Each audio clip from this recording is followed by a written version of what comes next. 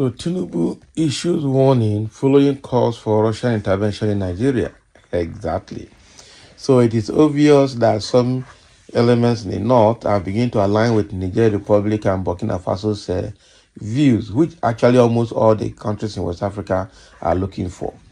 Okay, so during this protest of end bad governance in Nigeria, a lot of protesters, ignorant or innocent protesters in Kano, were waving your Russian flag alongside the Nigerian flag, and they were calling for Russia's intervention in Nigeria.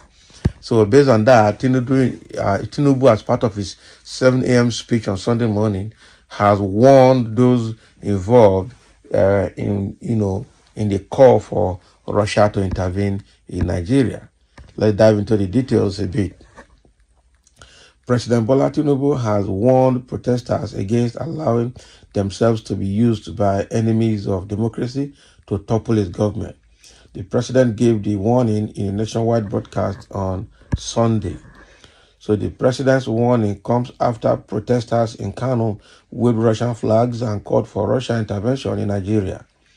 The protesters, mostly underage youth, claimed they believed Tinubu was serving foreign interest. So we are raising the Russian flag because we believe Tinubu is playing his imperial master's script. The World Bank, the International Monetary Fund, IMF, and the United States of America, okay, a protester had said. So a lawyer and social commentator Bulama Bukati noted that the images indicated growing support for Russia in northern Nigeria.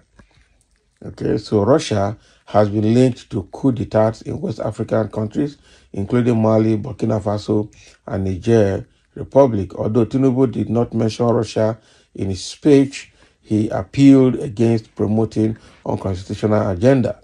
So Tinubu urged Nigerians to work together, choosing hope, unity, and progress over fear, division, and stagnation. He cautioned against undermining the recovering economy. Okay, please don't shut out his oxygen, he said. Can you imagine? So the thing here is that Nigerians are obviously tired of this so-called democracy that is not working.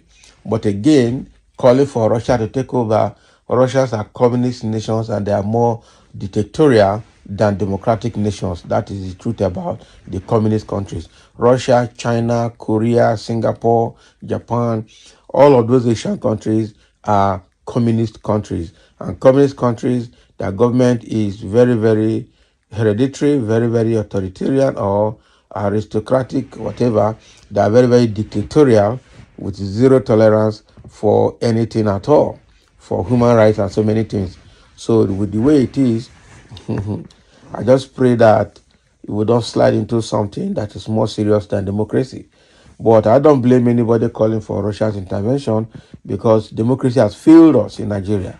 And with the influence of the Western world in Nigeria, Nigerian leaders are obviously not themselves anymore. They are like puppets in the hand of the Western leaders. And that is the problem.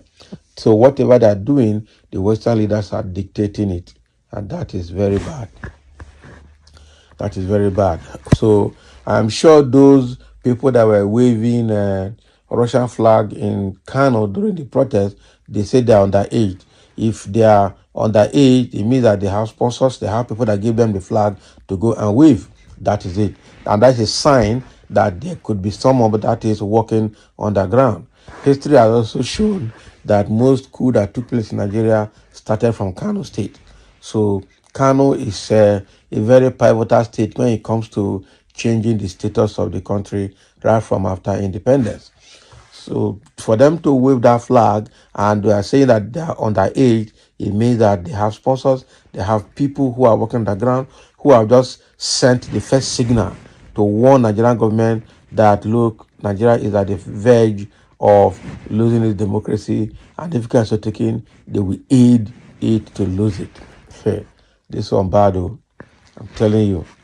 So in the comment section, let me see what people are saying. And somebody said, I wish Russian President Vladimir Putin could come and help and support us the same way he supported Burkina Faso. Okay. As I say, your comment suggests you are born just yesterday. Grow up, okay? Are you crazy? When they are overthrown due to their bad governance, they blame external factors. All black African leaders need to get their acts together, Abi, before it is too late. Burkina Faso, they have done it, they have pushed the West out of their system and they are managing themselves. I too want Russian intervention than Western because I see those countries are now safe, even though there's economic hardship, but at least they enjoy peaceful coexistence. Exactly. Not be smart, Anyone waving Russian flag in Nigeria should be ready to leave Nigeria. He or she is probably from Niger Republic. The law enforcement agent especially should search them out. Okay, the DSS should identify those individuals now and report them to the NSA. Can you imagine? I not chop since yesterday. We dey protest since day one. No food, no water, no shelter. This time they shock me. Oh, can you imagine? So these failed politicians, especially Atiku, are desperate to this level. Can you imagine? They are already alleging Atiku. Is the Atiku that is sending them? I don't understand. If you look at everything, it is just tiring for person country. Person still not get opportunities. It's very bad now, terribly bad. This is how Mali, Burkina Faso, and other countries did and made Russia government to over their countries. Nigerians don't allow that to happen. That is English. What are you getting from the South, from the West itself? And what are you getting from all these Western leaders that are dictating for us? The IMF is just tweaking our country to favor themselves. All of them. So now that people are getting tired, anything goes, anything can happen. I'm telling you, anything goes. We are just joking. When the time comes, we will see where Nigeria will slide into. Okay? Before people, if people are desperate to do things like this, something cost it. The question government should be asking themselves, why are people doing this? And try to do something that will stop people from doing it. It's not by just coming to make a speech that do not carry water and come and make speech. You can't grant press conference. You can't grant press interview. You are even telling press not to cover the protest. You are trying to stifle free flow of information and communication, and you think anybody will take you serious. Government have been making promises like from day one that Buhari entered 2015 till today that APC has been in power.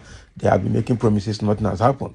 Tinubu in his speech has just reiterated some of those promises that will never be achieved. And that is why Shewore is saying, don't be deceived. Nigerians should not be deceived. We already know what is happening. So thank you for listening. Let's have a comment. The politicians are out to help themselves, not the masses. That is it.